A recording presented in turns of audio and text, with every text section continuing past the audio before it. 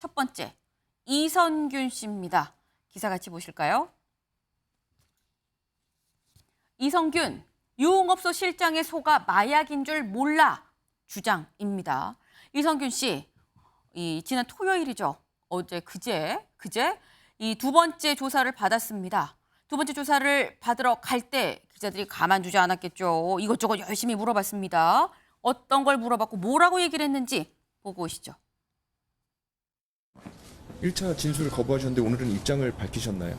1차 거부 아니었고요. 오늘 모든 질문과 조사에 성실하고 솔직하게 다 말씀드렸습니다. 마약 투약 혐의 인정하셨나요? 예, 그것 또한 다 솔직하게 제가 기억하고 있는 거 다 사실대로 다 말씀드렸습니다.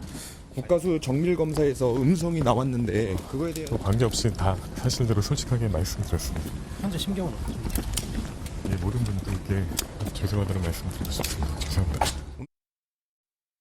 네, 일단 기자들이 굉장히 많은 걸 물어봤습니다만 솔직하게 진솔하게 아는 대로 다 얘기했습니다. 외에는 별다른 얘기를 하지 않았습니다. 하지만 안에 조사받으러 들어가서는 이렇게 얘기를 했다는 거죠. 유흥업소 실장한테 속아서 나는 마약인 줄 모르고 뭐 먹었다, 맞았다라는 얘기를 했다라는 겁니다.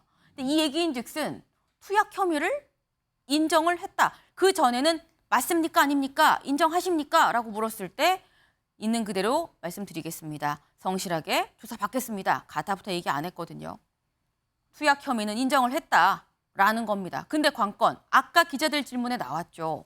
음성이 나왔습니다라고 얘기를 했습니다. 다음 기사 이어서 보시죠. 이선균, 남은 건 다리털. 또 음성 땐 처벌 어려워. 이선균 씨에 대해서 간이 검사는 음성이 나왔지만 정밀 조사를 좀 분석을 넣었다라는 얘기는 저희가 전해드렸었는데 그 조사도 음성이 나왔습니다. 그 조사도 음성이 나왔어요. 그러다 보니까 남은 건 다리털이다. 다리털이 가장 마지막까지 이 마약 성분, 만약에 마약을 했다고 한다면 마지막까지 마약 성분이 오래도록 남아 있는 곳이 다리털이기 때문에 다리털을 다시 한번 또 이 검사를 하러 넣었다라고 얘기를 하는 건데 요 밑줄을 좀 볼까요? 경찰은 이 씨 진술의 신빙성 등에 대해 추가로 조사할 방침이다. 아울러 지난달 28일 1차 소환 조사에서 이 압수한 이 씨의 휴대전화를 디지털 포렌식을 해서 마약과 관련한 의미 있는 증거를 확보한 것으로 전해졌다.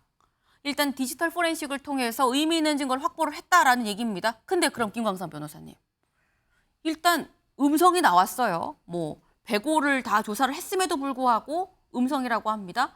다리털에서도 음성이 나와요. 만약에. 근데 포렌식에서는 의미 있는 증거가 있어요. 요건 인정이 되는 겁니까? 일단 이제 디지털 포렌식에서 어떤 네. 내용이 주고받았는지가 굉장히 중요할 것 같아요. 어떤 내용인지가 중요하다. 네. 그 본인 이야기는 네. 마약 투약을 했는데 이제 고의성이 없다는 거죠. 네. 그러면 유흥업소 실장에 속아서 마약을 투약했다고 한다면 고의성이 없는 죄가 되지 않아요. 근데 이해가 되지 않는 부분이 그럼 이 실장이 협박했다는 거 아닙니까? 그렇죠. 그럼 고소도 했잖아요. 그러면 그 당시에 서로 주고받은 내용이 있을 거예요. 왜 나도 모르게 마약을 먹게 해가지고 왜 그러느냐. 이제 그런 내용이 있어야 하는 거 아니에요? 그런데 협박받아서 3억 5천을 줬다는 걸 보면 과연 이게 고의성이 없을 수 있을까? 정말 그리고 몰랐냐. 만약 고의성이 없었다고 한다면 모르고 먹었다 하면 사실 네. 경찰 가서 자수를 해야죠. 가서 나는 마약을 내가 고의적으로 투여한 게 아니다 해야 하는데 그런 것도 전혀 하지 않았단 말이에요. 네. 그리고 이 실장 집에 또 몇 번 갔다는 거 아닙니까? 그런 걸 보면 이해가지 않고 디지털 포렌식에서 유의미한 증거를 발견했다는 것 자체는 네. 거기서 마약의 투약과 거래에 관한 얘기가 있을 가능성이 크단 말이에요. 그러면 거기서 명백히 있다고 하고 유흥업소 실장이 또 마약을 투약했다는 얘기를 만약에 뭐 네. 몰래 한 게 아니고 같이 했다고 한다면 설사 정밀 검사에 나오지 않았다 하더라도 인정될 가능성이 크다. 그렇지만 다른 사건에서는 그런 증거가 없고요. 단지 누구 하나의 진술만 있는데 정밀 검사에서 안 나왔을 경우는 무죄가 나오는 경우가 상당히 많이 있죠. 그렇지만 이선균 씨는 이제 문제는 뭐냐? 네. 모르고 투약을 했느냐, 아니면 정말 알고도 고의적으로 투약했느냐, 이게 좀 관점이 될 것 같고 네. 아마 뭐 지금 다리털 검사한다고 하니까 네. 머리가 팔에서 한 10cm밖에 안 됐다고 그래요. 그럼 팔에서 10cm면 우리가 한 달에 한 1cm 정도 자란다고 보거든요. 네. 근데 경찰은 거기에서 음성이 나왔기 때문에 10개월 전에 마약을 투약했을 가능성.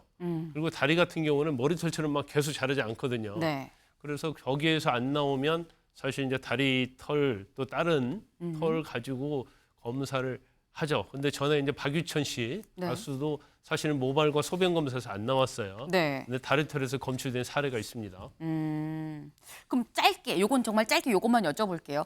처음에는 마약을 모르고 속아서 했다는 이성규 씨 말이 맞았어요. 예를 들어서 모르고 마약을 했는데 그 뒤에 추후에 유흥업소 실장이 사실 그 마약이었어.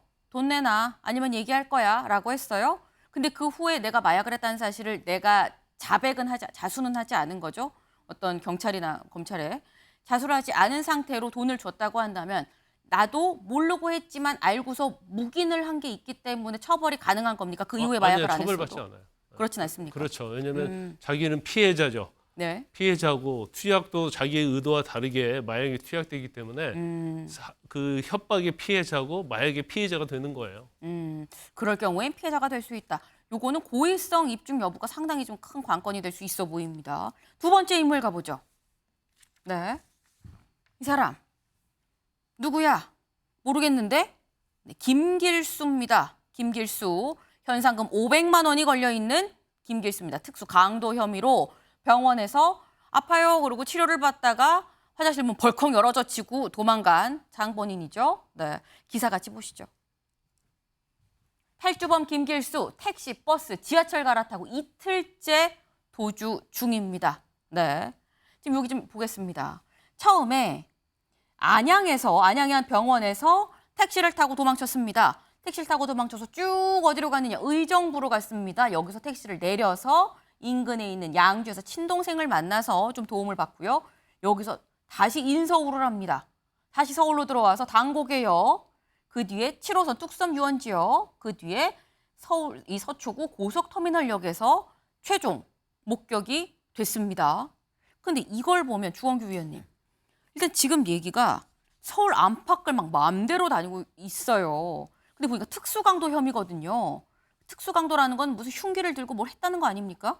근데 그런 혐의인 사람이 지금 버스, 택시, 지하철을 타고 지금 돌아다니고 있다라는 얘기인 건데 어떻게 보십니까? 아주 큰 불안 요소죠. 좀 그렇죠. 안타깝고요. 그리고 또 경각심 차원에서 말씀드리면 저 김길수 씨는 또 이 성범죄 이력 전과도 있습니다. 그러니까 네. 하루빨리 조속히 저걸 검거를 해야 되겠고요. 그리고 또 하나는 지금 수용자 집행에 지금 사각지대를 이용했다고 볼 수가 있어요. 그러니까 수갑 등 보호 장비를 병원이나 치료 때 하지 않았던 그 사각지대. 항상 관계자들이 그 부분을 문제시 삼습니다. 그때 네. 더 감시를 면밀하게 했어야 되는데 그러지 못했던 부분에 대해서도 이번에 그냥 정말 정밀하게 완비를 해야 된다고 생각합니다. 네.